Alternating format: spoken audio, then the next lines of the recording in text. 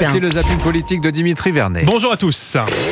Bonjour, c'est François Hollande.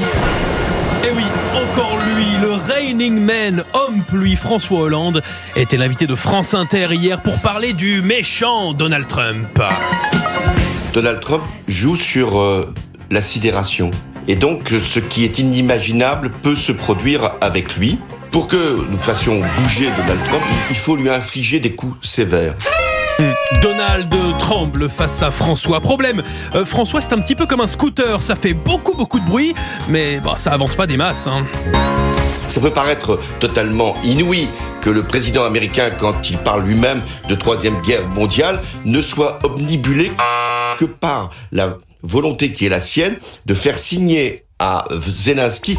Bon, accrochez-vous, à venir une pensée complexe de François Hollande, très complexe.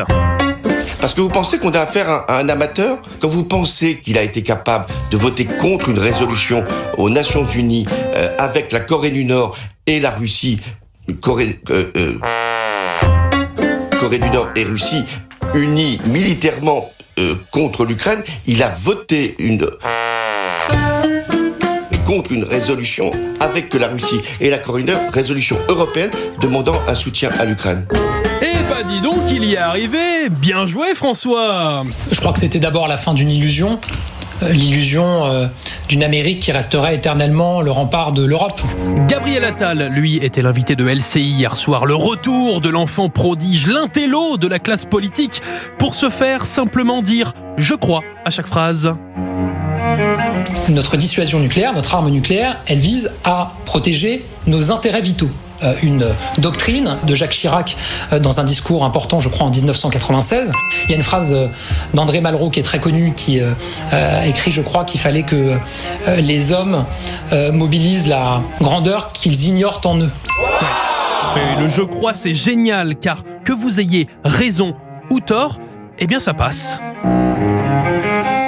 Vous savez que dans nos traités européens, il y a l'article, je crois que c'est l'article 44, alinéa 7, qui prévoit une assistance mutuelle en cas de conflit. Eh bien non, ce n'est pas le 44, Gabi, mais l'article 42. Je suis tatillon, mais bon, il a dit je crois, donc ça passe finalement.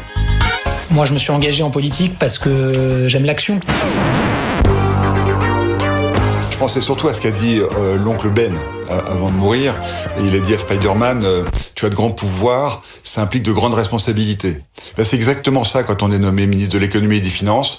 Et je crois que c'est le retour de notre prodige homme araignée, Éric Lombard.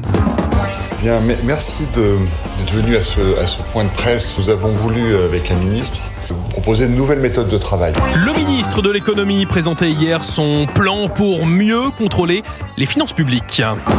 Alors, ce que nous allons vous présenter avec la ministre, c'est un plan en 3 axes. Le premier, il est très simple. Il est tout simplement de mieux gérer nos finances publiques avec un suivi beaucoup plus rapproché. Bah oui, pour être un meilleur Spider-Man, il suffit juste d'être un meilleur Spider-Man. Merci Eric. Et puis nous voulons, c'est le deuxième point, être plus transparent. Parce que ce sujet doit être traité devant les Françaises et les Français.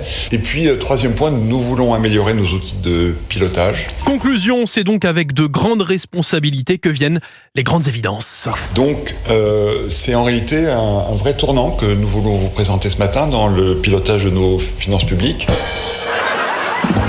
Merci Dimitri Vernet. Allez, je vous souhaite une excellente journée dans un instant sur Europe 1, l'heure des